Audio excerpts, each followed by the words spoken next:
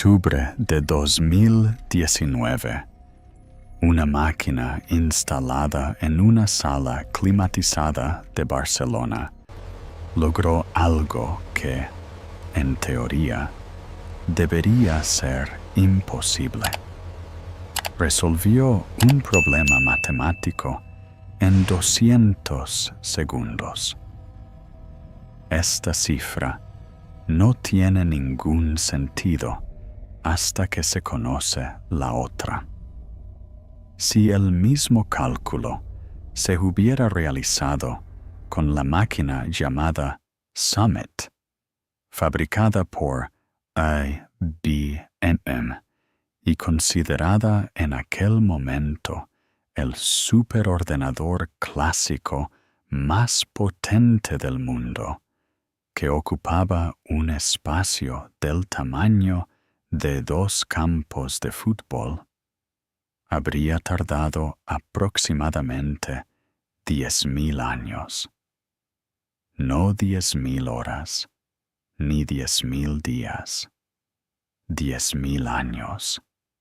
Sé que esto suena increíble. Es un periodo más largo que toda la civilización humana registrada en la historia. Más largo que el tiempo transcurrido desde la invención de la agricultura hasta el momento en que estás escuchando esta frase. Una máquina del tamaño de una lámpara de araña, enfriada a una temperatura más baja que el vacío espacial, logró en 3 minutos y 20 segundos lo que toda la potencia de cálculo clásica del planeta no habría podido lograr en toda la historia de la humanidad. Y casi nadie, salvo los físicos, se detuvo a plantear la pregunta que debería haber surgido inmediatamente después. ¿Dónde realizó el cálculo? Esta historia trata precisamente de esa pregunta. No se trata de cómo funciona la máquina, aunque también lo mencionaremos. Tampoco de lo que es capaz de hacer, aunque los resultados sean sorprendentes. La pregunta es, ¿dónde? Porque la respuesta a esta pregunta, si se sigue hasta su conclusión lógica, no conduce a un nuevo avance de la ingeniería. Te lleva hasta el límite mismo de la realidad. Y lo que revela sobre la naturaleza del universo en el que vivís ahora es algo que la mayoría de la gente nunca ha oído con tanta claridad como para sentir su peso. Relajaos y, después de darle al botón de suscribirse, venid a debatir todo esto a la luz de la ciencia.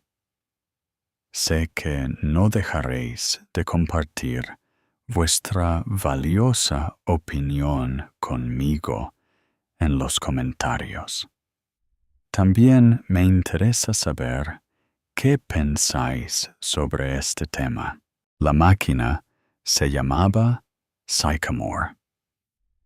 Fue construida por el Laboratorio de Inteligencia Artificial Cuántica de Google y contenía 53 qubits, el equivalente cuántico de los bits binarios que alimentan cada computadora clásica que hayas usado. Un bit clásico existe en uno de 2 estados, un 0 o un 1. Cada cálculo que realiza tu teléfono, cada fotografía que almacena, cada mensaje que envía, está codificado como una secuencia de ceros y unos procesados a través de puertas lógicas a velocidades medidas en miles de millones de operaciones por segundo. Un qubit es diferente. Un qubit puede ser un 0, puede ser un 1 o puede ser ambos simultáneamente, existiendo en una condición llamada superposición. Un estado en el que el qubit contiene todos los valores posibles al mismo tiempo hasta el momento en que se mide. Cuando se mide, la superposición colapsa. El qubit se convierte en un 0, un 1, pero mientras está en superposición, mientras ningún instrumento lo está observando, mientras el universo aún no ha exigido que elija, es ambos. No metafóricamente, no como una forma útil de pensar en probabilidades. Físicamente, mediblemente, operacionalmente, ambos. Esta propiedad es lo que le da a las computadoras cuánticas su poder. Pero la palabra poder es engañosa porque sugiere velocidad. Las computadoras cuánticas no son simplemente versiones más rápidas de las computadoras clásicas de la forma en que un auto deportivo es una versión más rápida de un sedán. La diferencia no es de grado, es de tipo. Una computadora clásica que resuelve un problema complejo lo trabaja paso a paso, verificando una posibilidad a la vez, moviéndose secuencialmente a través de un espacio de respuestas potenciales, hasta que encuentra la correcta.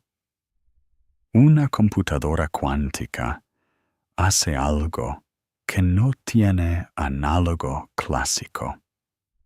Explora todas las respuestas posibles simultáneamente. Cada qubit añadido al sistema duplica el número de estados que la máquina puede contener a la vez.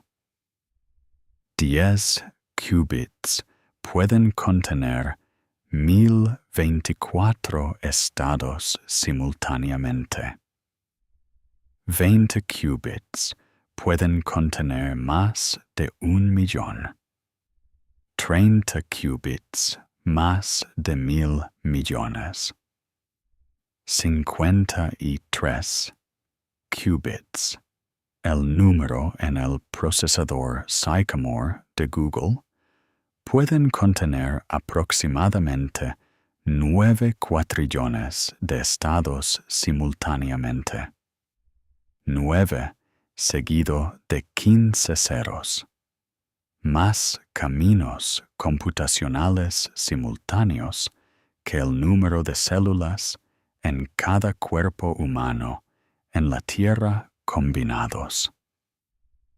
Y aquí es donde la pregunta ¿de dónde se vuelve inevitable? Porque aquí hay un número que cambia todo. Si construyes una computadora cuántica con 300 qubits, el número de estados simultáneos que puede contener es 2 elevado a la potencia de 300. Escribe ese número y tiene aproximadamente 90 dígitos. Ese número es más grande que el recuento total de átomos en el universo observable. Cada átomo, en cada estrella, en cada galaxia que jamás se ha detectado o mapeado o teorizado. Y la máquina de 300 qubits todavía tiene más espacio computacional que todo eso combinado. No puedes encajar ese cálculo dentro de un universo. No hay suficiente espacio físico. No hay suficientes partículas. No hay suficiente espacio. No hay suficiente nada. El cálculo excede los recursos físicos del cosmos observable. Esto no es filosofía. Esto es aritmética. Si la máquina requiere más estados computacionales de los que hay partículas en el universo observable para representarlos, entonces el cálculo está sucediendo en algún lugar que no está dentro del universo observable. Y la máquina funciona. Da respuestas correctas, verificadas, reproducibles, revisadas por pares, respuestas que coinciden con las predicciones de la teoría cuántica con extraordinaria precisión. La máquina hace algo que requiere recursos que nuestro universo no contiene, y lo hace cada vez que se ejecuta. El hombre que predijo que esto sucedería no estaba trabajando dentro de un laboratorio gubernamental rodeado de colegas y equipo. Estaba trabajando solo por la noche en su casa en Oxford, Inglaterra, donde todavía vive hoy y rara vez sale. Su nombre es David Deutsch. En 1985, 34 años antes de que Sycamore de Google demostrara la supremacía cuántica, Deutsch publicó un artículo en las actas de la Royal Society de Londres que casi nadie leyó en ese momento. El artículo no proponía una forma más rápida de factorizar números. No prometía romper el cifrado o simular moléculas. Hacía una pregunta que sonaba casi filosófica. ¿Existe una máquina física que en principio podría simular cualquier proceso físico en el universo? No modelarlo, no aproximarlo, simularlo exactamente usando las leyes reales de la física como sistema operativo. La respuesta de Deutsch fue precisa y devastadora. Una computadora clásica no puede hacer esto. No porque sea demasiado lenta, no porque no hayamos construido una lo suficientemente grande, sino porque una computadora clásica opera dentro de una sola realidad física. Y esa sola realidad física no contiene suficientes recursos. El cálculo que realiza una computadora cuántica excede la capacidad de nuestro universo observable. Entonces, ¿dónde sucede el cálculo extra? La respuesta de Deutsch, escrita claramente en ese artículo de 1985, fue que los cálculos ocurren a través de múltiples versiones de la realidad simultáneamente, no como una metáfora, sino como un mecanismo físico. La computadora cuántica, argumentó Deutsch, es el primer dispositivo en la historia humana que requiere la existencia de mundos paralelos para funcionar. Mundos paralelos. La frase suena a ciencia ficción. Pertenece a una película, no a una revista de física. Pero Deutsch no estaba escribiendo ciencia ficción. Estaba haciendo física. Física rigurosa, revisada por pares, matemáticamente formalizada. Y la arquitectura teórica que describió en ese artículo se convirtió en la base sobre la cual se ha construido cada computadora cuántica. No simplemente sugirió que los mundos paralelos podrían existir.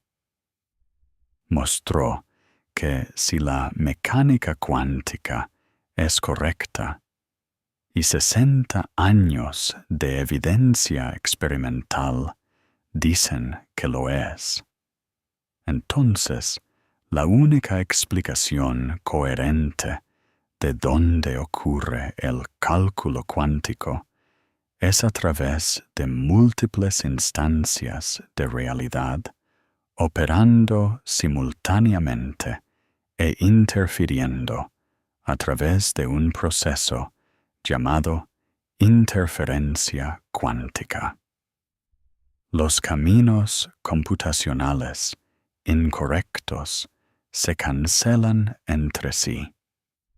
Los caminos correctos se refuerzan mutuamente. La respuesta que llega a tu pantalla es lo que sobrevive después de que la física de múltiples realidades se ha utilizado como recurso computacional. La máquina no prueba cada respuesta. Crea condiciones donde las respuestas incorrectas se destruyen a sí mismas y las respuestas correctas emergen del patrón de interferencia de cálculos paralelos que ocurren en lugares que no puedes ver. Esa idea, la interpretación de muchos mundos de la mecánica cuántica, no fue originalmente de Deutsch.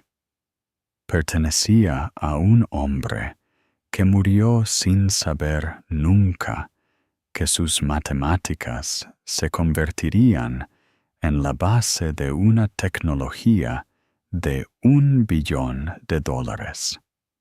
Su nombre era Hugh Everett III.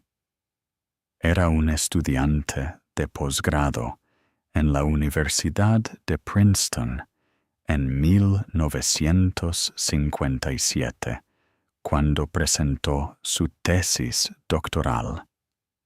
La disertación proponía que cuando se mide un sistema cuántico y parece colapsar de una superposición de múltiples estados en un solo resultado, El colapso, en realidad, no sucede.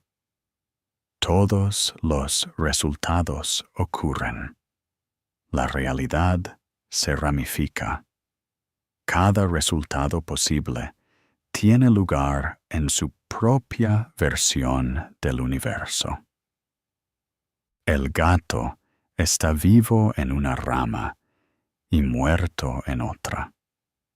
Ambas ramas son igualmente reales. No hay colapso, solo hay multiplicación. El físico Niels Bohr, quien en ese momento era la voz más poderosa en todo el campo, el arquitecto de la interpretación de Copenhague, que dominó la mecánica cuántica durante décadas, desestimó la idea de Everett. La comunidad siguió a Bohr. La disertación de Everett fue aceptada, pero su interpretación fue tratada como una curiosidad en el mejor de los casos y un bochorno en el peor. Dejó la física académica casi inmediatamente después de recibir su título. Fue a trabajar para el Pentágono, haciendo modelado matemático para estrategias de focalización de armas nucleares. Calculó tasas de mortalidad por lluvia radiactiva. Asesoró a las administraciones de Eisenhower y Kennedy sobre sistemas de entrega de bombas de hidrógeno. Bebía mucho. Fumaba constantemente. Apenas conocía a sus hijos. Murió de un ataque al corazón en 1982 a la edad de 51 años en su cama. Su hijo Mark, quien más tarde se convertiría en el cantante principal de una banda de rock llamada Eels, encontró el cuerpo. Ha dicho públicamente que cree que fue la primera vez que tocó a su padre. Por su propia petición, los restos de Everett fueron cremados y sus cenizas fueron arrojadas a la basura, porque en la interpretación de muchos mundos no importaba qué le sucediera a ninguna configuración física particular. En algún lugar, en alguna rama, él todavía está vivo. Su hija Elizabeth se quitó la vida en 1996. Se encontró una nota en su bolso diciendo que iba a unirse a su padre en otro universo. La interpretación de muchos mundos que Bohr desestimó en 1957 es ahora, dependiendo de a quién le preguntes, el marco teórico líder para entender por qué funcionan las computadoras cuánticas. El cálculo, que no puede caber dentro de un universo, cabe porque Everett tenía razón. Hay otras ramas, y Deutsch construyó una máquina que las usa. La idea que todo el establecimiento de la física rechazó durante 30 años resultó ser un requisito de ingeniería. Las máquinas lo requieren. No funcionan sin él. Cada computadora cuántica, en cada cámara refrigerada, en cada laboratorio en la Tierra, es un testimonio físico de las matemáticas de un hombre que fue enterrado en la basura por su propia petición, olvidado por el campo al que intentó contribuir, recordado ahora porque la tecnología demostró que tenía razón. Antes de continuar, si eres tan amable, un like y una suscripción significarían el mundo para mí. Es un gesto pequeño, pero lo valoro profundamente porque cada bit de tu apoyo mantiene vivo este pequeño universo. Piensa en lo que esto significa. Hemos construido una máquina que funciona alcanzando versiones paralelas de la realidad y extrayendo recursos computacionales de lugares que no podemos observar, no podemos visitar, no podemos fotografiar. A la máquina no le importa si crees en universos paralelos. Se ejecuta, da respuestas, y las respuestas son correctas. En 1935, un físico llamado Erwin Schrödinger se sentó a escribir lo que creía que sería la palabra final contra la mecánica cuántica. No estaba tratando de contribuir a la teoría. Estaba tratando de destruirla. La teoría había estado produciendo resultados que coincidían con los experimentos con extraordinaria precisión durante más de una década. Predecía el comportamiento de los átomos, los espectros de luz emitidos por gases calentados, la estabilidad de las moléculas, la conductividad de los metales. Cada prueba la confirmaba. Cada medición concordaba con sus ecuaciones. Y sin embargo, Schrödinger encontró una de sus afirmaciones centrales filosóficamente insoportable. La afirmación era esta: una partícula no tiene un estado definido hasta que alguien la mide. Antes de la medición, existe en una superposición de todos los estados posibles a la vez. No probablemente en un estado u otro, no secretamente en un estado que simplemente no conocemos todavía. Genuinamente, físicamente, en todos ellos, simultáneamente. El acto de medición no revela una verdad preexistente. Crea el resultado. Schrödinger pensó que esto era absurdo y tenía un don para hacer visible el absurdo.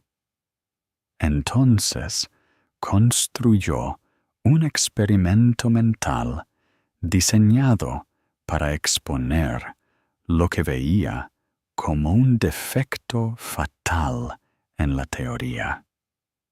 Imaginó un gato sellado dentro de una caja de acero. Dentro de la caja hay una pequeña cantidad de material radiactivo.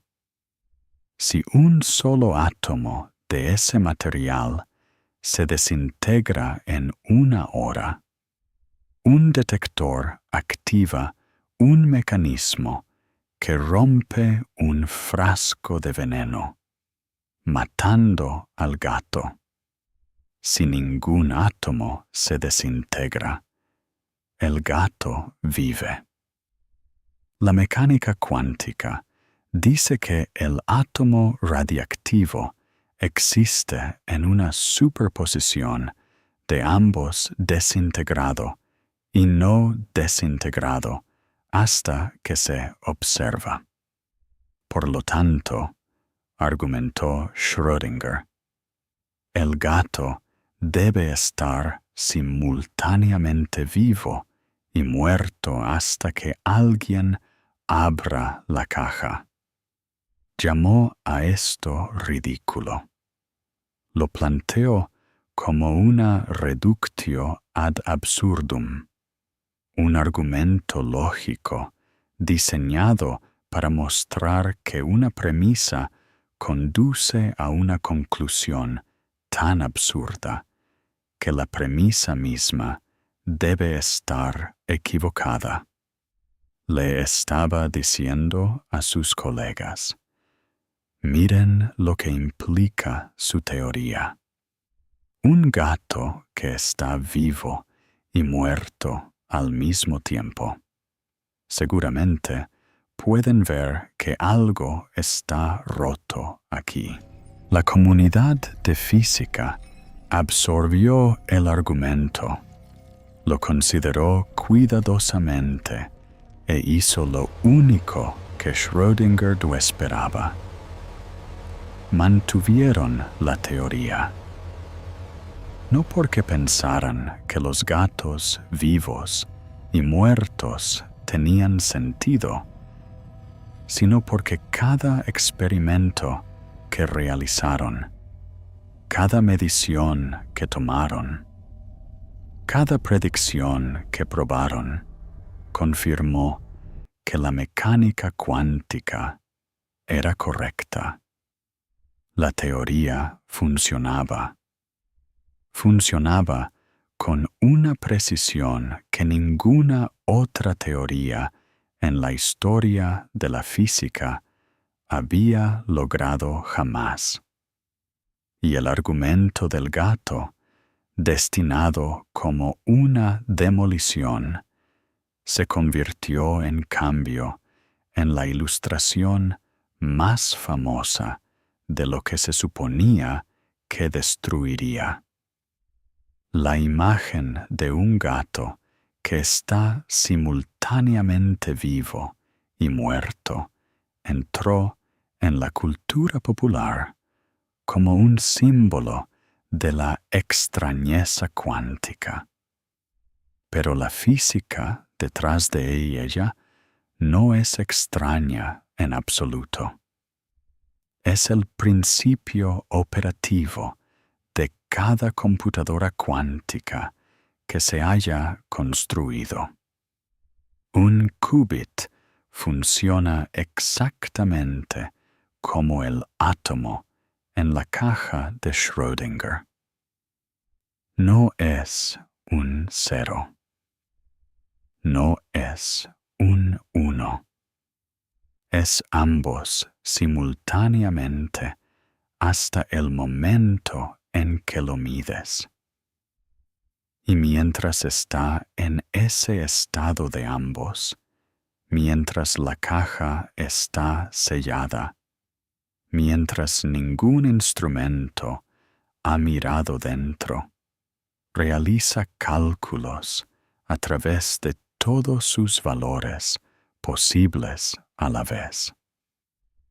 Esa es la fuente del poder computacional del que hablamos.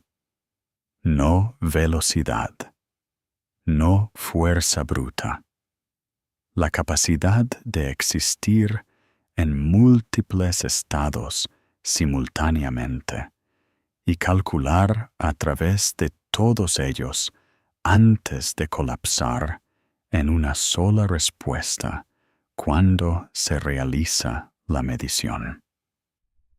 Pero aquí está la pregunta que debería seguir inmediatamente y que casi nadie hace en voz alta. Si un qubit genuinamente está en ambos estados al mismo tiempo, ¿qué está haciendo entre mediciones cuando ningún instrumento lo está observando? Cuando la caja está sellada, cuando el universo mismo aún no ha exigido una respuesta definitiva. ¿Qué está sucediendo en ese espacio entre la pregunta y el resultado? ¿Qué está ocurriendo en el vacío entre la superposición y el colapso? ¿Está sucediendo algo real allí?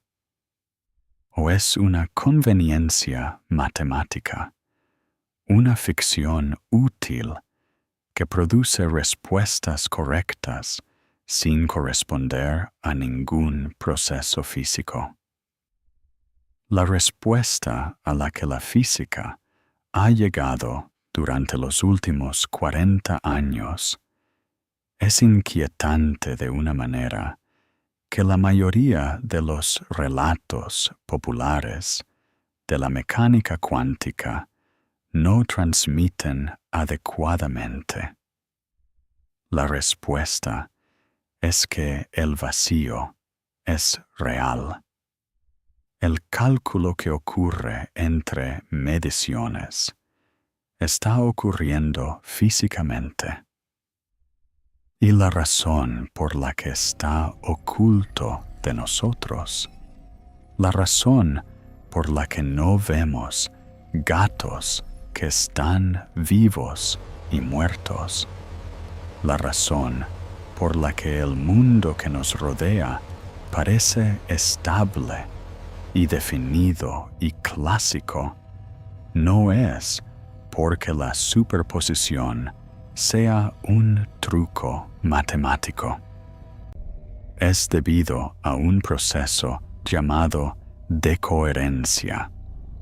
Y la decoherencia no elimina las otras posibilidades, las oculta. El físico que pasó su carrera haciendo esto preciso fue Wojciech Zurek, trabajando en el Laboratorio Nacional de Los Álamos. Su trabajo, basándose en ideas anteriores de Heinz Dieter Zeh, en la década de 1970, proporciona la respuesta más clara y físicamente rigurosa a la pregunta de por qué el mundo parece clásico cuando la mecánica cuántica dice que no debería. Aquí está el núcleo de ello. Un sistema cuántico permanece en superposición, permanece en ese estado de múltiples posibilidades simultáneas, solo mientras permanece perfectamente aislado de todo a su alrededor. En el momento en que interactúa con incluso una sola partícula del entorno externo, la superposición comienza a disolverse. No debido a ningún acto místico de conciencia, no porque una mente humana lo mirara, simplemente porque la información sobre el sistema se filtró al mundo circundante. Piensa en lo que esto significa físicamente. Tu taza de café es un sistema cuántico. Está hecha de átomos, y los átomos obedecen la mecánica cuántica.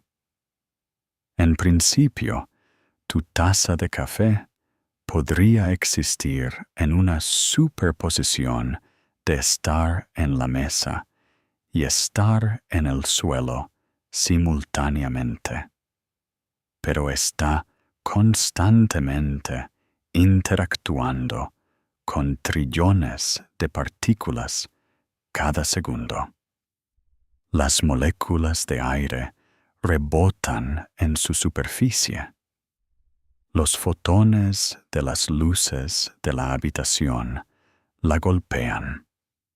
Las vibraciones térmicas en la mesa pasan a través de ella. Cada interacción se lleva un pequeño pedazo de información cuántica. Cada interacción enreda la taza con otra partícula en el entorno.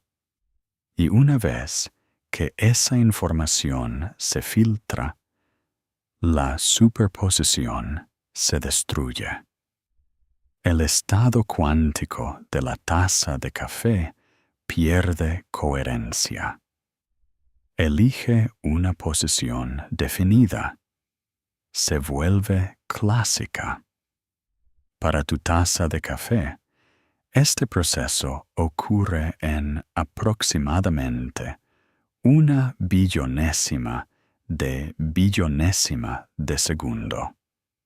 La decoherencia es esencialmente instantánea a las escalas de los objetos cotidianos. Es por eso que nunca has visto una taza de café en 2 lugares a la vez. No porque la mecánica cuántica no se aplique a las tazas de café. Sí lo hace. Pero la decoherencia destruye la superposición tan rápidamente que es como si nunca hubiera existido. El mundo clásico que experimentas, el mundo de objetos definidos en posiciones definidas, con propiedades definidas, no es la realidad fundamental. Es cómo se ve la realidad cuántica después de que la decoherencia ha hecho su trabajo. Es la superficie. La superposición cuántica debajo es la profundidad. Ahora, aquí es donde esto se conecta directamente con las computadoras cuánticas y con la pregunta que planteamos al principio. Para mantener un qubit en superposición el tiempo suficiente para realmente calcular con él, tienes que aislarlo de todo, perfecta y completamente. Ningún fotón perdido puede tocarlo. Ninguna vibración puede alcanzarlo. Ninguna fluctuación térmica puede rozarlo.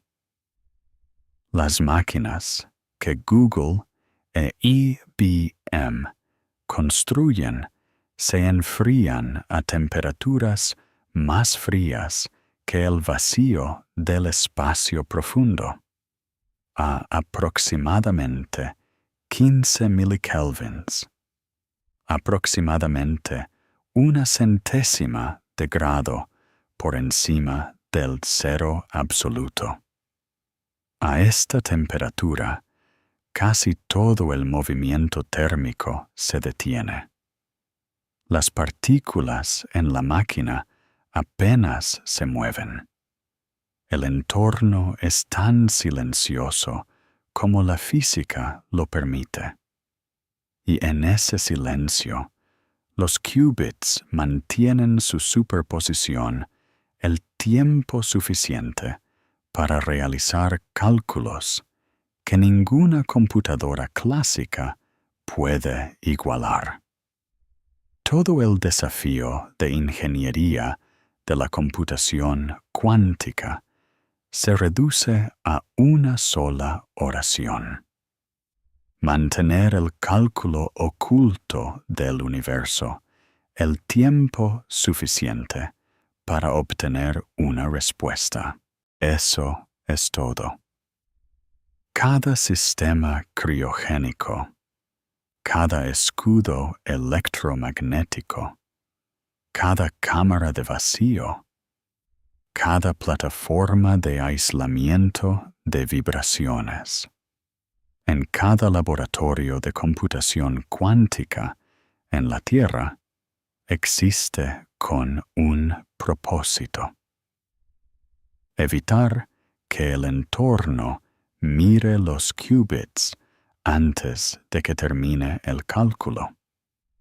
Porque en el momento en que el entorno mira, en el momento en que una sola partícula del mundo circundante interactúa con el qubit y se lleva incluso un bit de información cuántica, la superposición colapsa, el cálculo se arruina, la respuesta se pierde.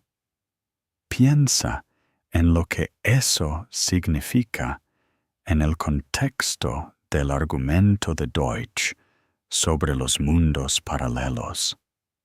El cálculo ocurre mientras los qubits están en superposición, mientras están aislados, mientras ningún instrumento en nuestro universo los está observando.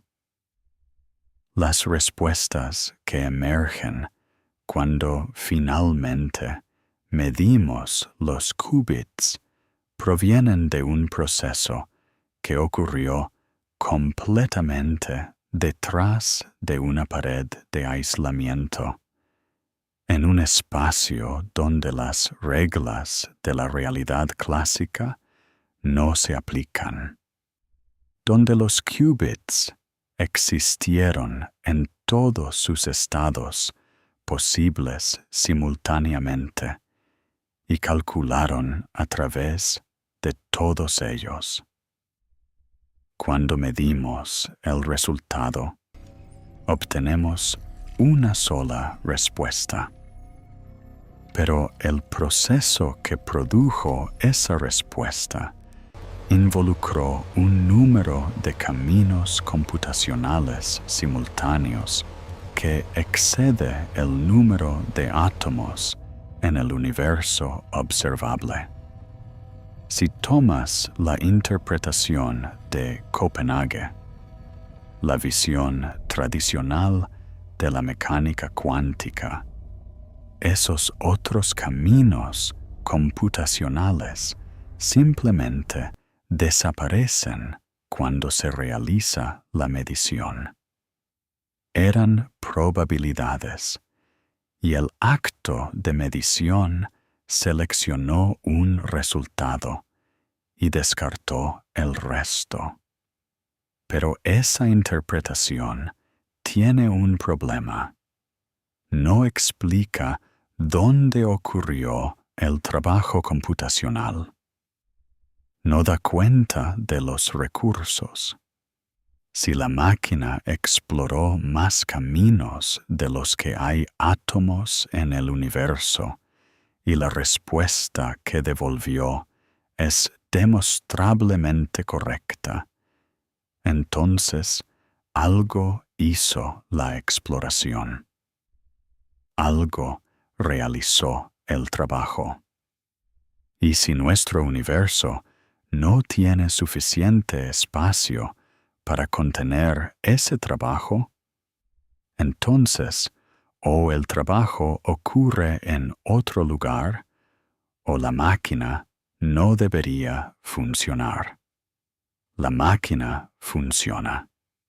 Si tomas la interpretación de muchos mundos, la visión de Everett, los otros caminos computacionales no desaparecen. Continúan existiendo en otras ramas de la realidad. La medición no colapsa la superposición. Enreda al observador con una rama particular. En todas las otras ramas se están realizando otras versiones de la medición, produciendo otras respuestas. En otras versiones del laboratorio, observadas por otras versiones de los investigadores. La decoherencia es el proceso por el cual estas ramas se vuelven invisibles entre sí. El muro se levanta, las ramas se separan. Cada observador ve un solo resultado clásico definido. Pero las otras ramas todavía están ahí, todavía reales, todavía llevando el trabajo computacional que produjo la respuesta. Esta es la elección que la computación cuántica nos fuerza. O la máquina funciona por magia, realizando cálculos con recursos que no existen, o la máquina funciona por física, usando recursos que existen en lugares que no podemos observar directamente, pero cuya realidad se confirma cada vez que la máquina devuelve una respuesta correcta. No hay un término medio cómodo. No hay interpretación que haga desaparecer el trabajo computacional sin hacer que la máquina deje de funcionar. La máquina funciona. Los recursos exceden nuestro universo.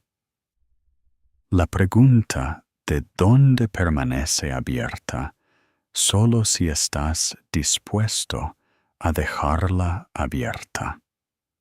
Si sigues la física hasta su conclusión, la respuesta es la misma respuesta que Deutsch dio en 1985 y Everett propuso en 1957.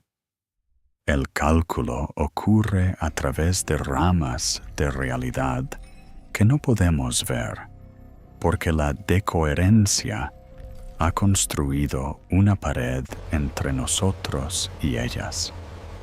Una pared que no está hecha de materia o energía. Una pared hecha de información filtrada. Estamos construyendo máquinas cuyas operaciones más poderosas ocurren detrás de una pared que separa nuestra rama de la realidad de las ramas que hacen el trabajo. Deliberadamente ocultamos nuestros cálculos más consecuentes del universo observable. Y lo que hace necesaria la pared, la decoherencia, el proceso por el cual la información cuántica se filtra al entorno y las superposiciones colapsan. Es exactamente el mismo proceso que hace que el mundo se vea clásico, sólido y definido para ti ahora mismo. la razón por la que ves un mundo en lugar de muchos es la misma razón por la que la computadora cuántica necesita estar más fría que el espacio exterior. Decoherencia. La pared entre mundos. Schrödinger quería mostrar que la mecánica cuántica estaba rota.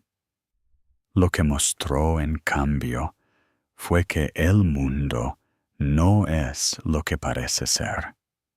El gato no es una paradoja. El gato es una descripción de lo que hace la realidad cuando nadie está mirando. Y las máquinas que hemos construido prueban que lo que hace la realidad cuando nadie está mirando es mucho más vasto, mucho más estructurado y mucho más real de lo que nadie en 1935 podría haber imaginado. Antes de que se construyera algo de esto, antes de las cámaras refrigeradas y los circuitos superconductores, antes de Google e IBM y la industria de $1 billón que ahora rodea la computación cuántica, alguien tenía que explicar cómo. No dónde ocurre el cálculo. Ya hemos discutido eso. No por qué es poderoso. También hemos discutido eso, sino cómo. ¿Cuál es el mecanismo físico real por el cual una computadora cuántica toma un problema con más respuestas posibles que átomos en el universo observable y devuelve un solo resultado correcto?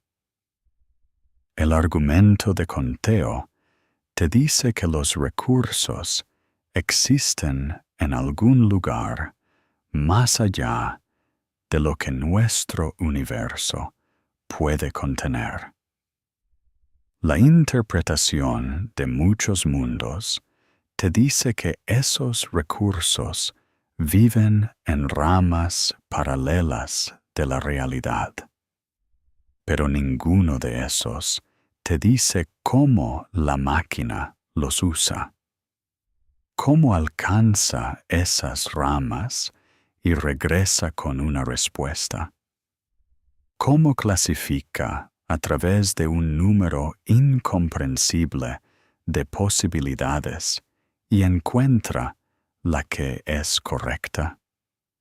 La respuesta a esa pregunta vino de Richard Feynman y es, en mi opinión, la idea más hermosa y más inquietante en toda la historia. En 1982, Feynman dio una charla en la conferencia de Física de la Computación del MIT que luego se publicaría en la Revista Internacional de Física Teórica. La charla se tituló Simulando física con computadoras. Feynman no era un científico de la computación. Era un físico, ampliamente considerado como uno de los pensadores más brillantes y poco convencionales del siglo XX. Había trabajado en el Proyecto Manhattan cuando era joven. Había revolucionado la electrodinámica cuántica, la teoría que describe cómo la luz y la materia interactúan, trabajo por el cual recibió el Premio Nobel de Física en 1965. Tenía reputación de cortar a través de la complejidad con una intuición casi física de cómo funciona realmente la naturaleza debajo de las matemáticas. Y en esa charla de 1982 hizo una observación que suena simple, pero contiene toda una revolución.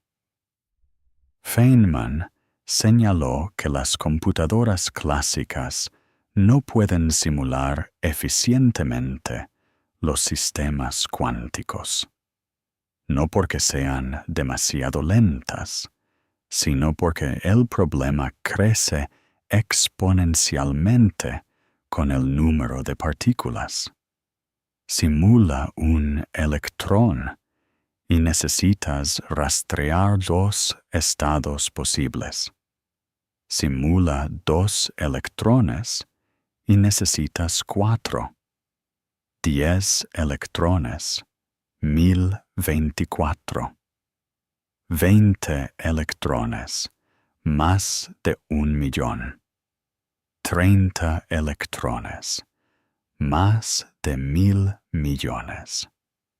100 electrones y el número de estados que necesitas rastrear excede el número de átomos en el universo observable. Las computadoras clásicas no pueden manejar esto, no debido a limitaciones de ingeniería, sino porque la estructura del cálculo clásico no coincide con la estructura de la realidad cuántica. No puedes simular un mundo cuántico con una máquina clásica de manera más eficiente de lo que puedes describir una sinfonía leyendo su partitura, una nota a la vez. La información está ahí, pero la forma es incorrecta. La propuesta de Feynman fue elegante y radical. Si quieres simular la física cuántica, construye una máquina que funcione con física cuántica. Deja que la computadora misma esté hecha de elementos mecánicos cuánticos que obedezcan leyes mecánicas cuánticas. Deja que la máquina sea la cosa que está estudiando. Y embebido en esa propuesta había una idea sobre el mecanismo que resultó ser la clave de todo lo que siguió. El mecanismo se llama interferencia. Piensa en 2 olas en la superficie del agua moviéndose una hacia la otra, donde el pico de una ola se encuentra con el pico de otra, se combinan y producen un pico más alto. Donde una depresión se encuentra con una depresión, el resultado es una depresión más profunda. Donde un pico se encuentra con una depresión, se cancelan entre sí. El agua se aplana. Las olas no desaparecen, no dejan de existir. Se destruyen mutuamente a través de la alineación precisa de sus fases opuestas. Esto es interferencia. Ocurre con las olas de agua. Ocurre con las ondas sonoras. Ocurre con la luz. Y ocurre con la probabilidad cuántica. Una computadora cuántica está diseñada para que todos los caminos computacionales que conducen a respuestas incorrectas se cancelen entre sí, como un pico que se encuentra con una depresión en la superficie del agua. Y todos los caminos que conducen a la respuesta correcta se refuerzan mutuamente como dos picos que se combinan en un pico más grande. La máquina no prueba cada respuesta posible y luego verifica cuál es correcta. No busca en una lista. No adivina. Está estructurada a nivel de su diseño físico para que las respuestas incorrectas se destruyan a sí mismas a través de la interferencia antes de que termine el cálculo. Lo que llega al final, la respuesta única que la máquina produce cuando mides los qubits, no es una suposición afortunada. Es lo que sobrevive. Es lo último en pie, después de que todo lo incorrecto ha sido sistemáticamente eliminado por la física del cálculo mismo. Necesito que te sientes con eso por un momento. La máquina no selecciona la respuesta correcta. Crea condiciones donde las respuestas incorrectas no pueden existir. Las respuestas incorrectas se aniquilan entre sí, se cancelan, se restan a sí mismas de la realidad a través del proceso mecánico cuántico de interferencia destructiva. Y la respuesta correcta emerge no porque alguien la eligiera, sino porque es el único camino a través del cálculo que sobrevive a su propia física. Esto no es una metáfora. Este es el principio operativo literal de cada algoritmo cuántico que se haya diseñado. Feynman vio esta posibilidad en 1982. 3 años después, Deutsch la formalizó y en las décadas que siguieron, se desarrolló una serie de algoritmos que explotaron la interferencia de maneras cada vez más poderosas. El más famoso de estos fue publicado en 1994 por un matemático llamado Peter Shor. Shor escribió un algoritmo, un conjunto de instrucciones que una computadora cuántica podría seguir para descomponer cualquier número grande en los números primos que se multiplican para producirlo. En la superficie, esto suena como un ejercicio matemático abstracto, sin conexión, con nada que importe en la vida diaria. La conexión se vuelve visible en el momento en que entiendes cómo el mundo moderno protege sus secretos. casi todo el cifrado que asegura Internet. La capa matemática que mantiene tu cuenta bancaria separada de la de todos los demás, que protege las comunicaciones privadas, que resguarda la infraestructura de gobiernos y militares y hospitales y redes eléctricas, se basa en una sola suposición. La suposición es que multiplicar dos números primos grandes juntos es fácil, pero trabajar hacia atrás desde el resultado para encontrar esos primos originales es prácticamente imposible.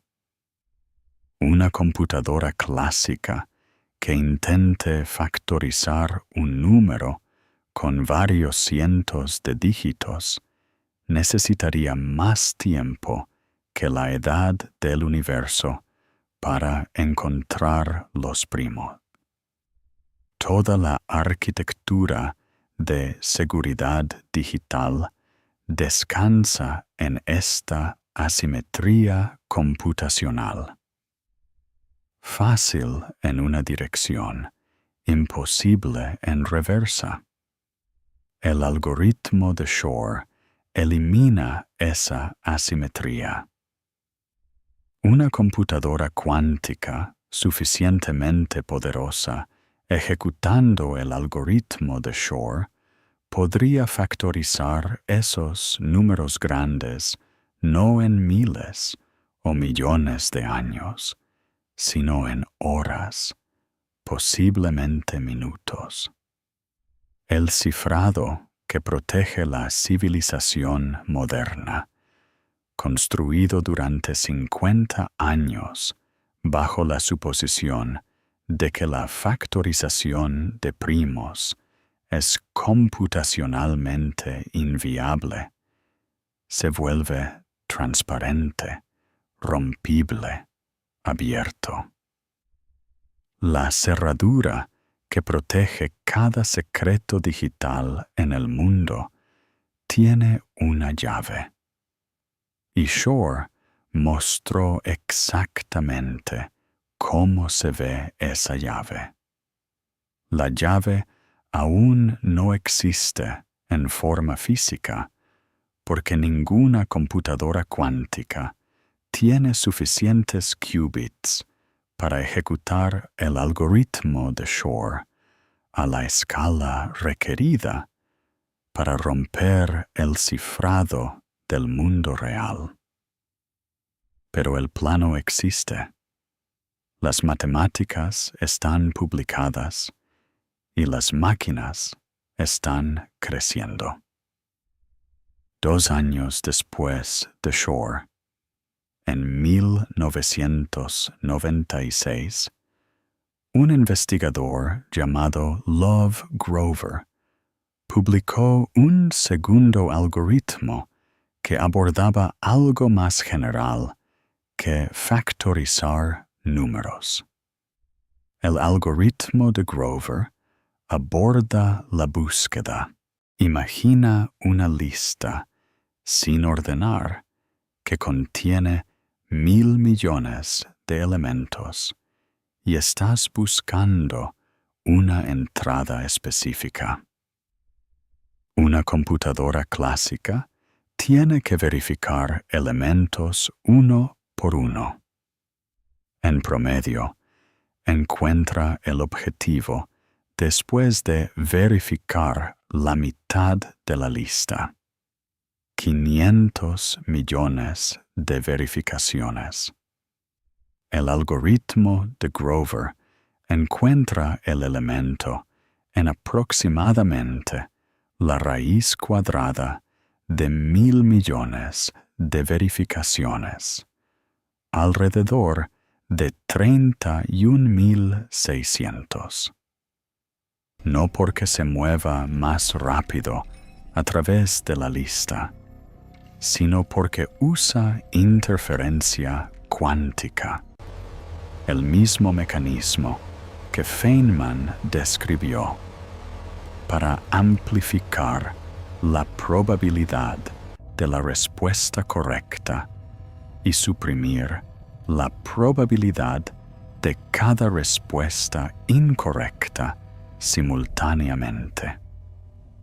Cada elemento incorrecto en la lista se cancela a sí mismo. El elemento correcto se refuerza a sí mismo. La máquina no busca, crea condiciones en las que todo lo que no es la respuesta se vuelve invisible. Ahora retrocede y mira el panorama completo que se ha ensamblado a través de estos capítulos. Tenemos una máquina que usa recursos de más allá del universo observable. Extrae su poder de ramas paralelas de la realidad que la decoherencia oculta de nuestra percepción cotidiana. Opera creando condiciones donde las respuestas incorrectas se destruyen a sí mismas a través de la interferencia cuántica, dejando solo el resultado correcto. Puede, en principio, romper el cifrado que protege todo el mundo moderno, y puede buscar a través de cualquier colección de datos más rápido que cualquier sistema clásico que haya existido o que pueda existir jamás. Esto no es una tecnología futura. Los algoritmos existen, las máquinas existen, están creciendo. Y la pregunta que sigue de todo esto no es una pregunta sobre física o matemáticas o ingeniería. Es una pregunta sobre la información misma, sobre qué es la información, sobre si la información es algo que extraemos de la realidad, como podrías cosechar trigo de un campo, o si la información es la realidad. Si el mundo físico que experimentas está hecho de materia y energía, o si la materia y la energía están hechas de algo más profundo, algo que la computadora cuántica toca cada vez que se ejecuta, algo que un físico llamado John Wheeler pasó 60 años de su vida tratando de nombrar. Lo llamó la sustancia más fundamental del universo. Lo llamó la cosa de la cual emergen todas las cosas físicas, y le dio un nombre que suena como un acertijo, pero que está destinado como una afirmación física precisa. Lo llamó It from Bit. John Archibald Wheeler pasó 60 años trabajando en el centro de la física teórica. Acuñó el término agujero negro. Trabajó con Niels Bohr para explicar la fisión nuclear. Supervisó las tesis doctorales de Richard Feynman y Hugh Everett, dos de las mentes más importantes en la historia de la teoría cuántica. Contribuyó al Proyecto Manhattan. Dio forma al desarrollo de la relatividad general durante toda una generación. Para cuando llegó a las décadas finales de su carrera, había pasado más tiempo pensando seriamente sobre los fundamentos de la realidad física que casi cualquier persona que haya vivido. Y la conclusión a la que llegó no fue una fórmula, no fue una ecuación, fue una afirmación tan comprimida que cabe en 3 palabras. It from bit. Cada cosa, escribió Wheeler, cada partícula, cada campo de fuerza, incluso el continuo espacio-tiempo mismo, deriva su función, su significado, su propia existencia por completo, incluso si en algunos contextos, indirectamente, de las respuestas provocadas por el aparato a preguntas de sí o no. Elecciones binarias. Bits. Todas las cosas físicas son de origen teórico informacional. Y este es un universo participativo. Lee eso de nuevo lentamente. Wheeler no está diciendo que la información es útil para describir el universo. No está diciendo que la física puede expresarse en términos de información. Está diciendo que el universo está hecho de información, que la materia, la energía, el espacio-tiempo, el mundo físico en su totalidad emerge de algo más fundamental. Y esa cosa fundamental no es una partícula, no es una onda, no es una cuerda o un campo o una brana. Es una respuesta, un sí o un no,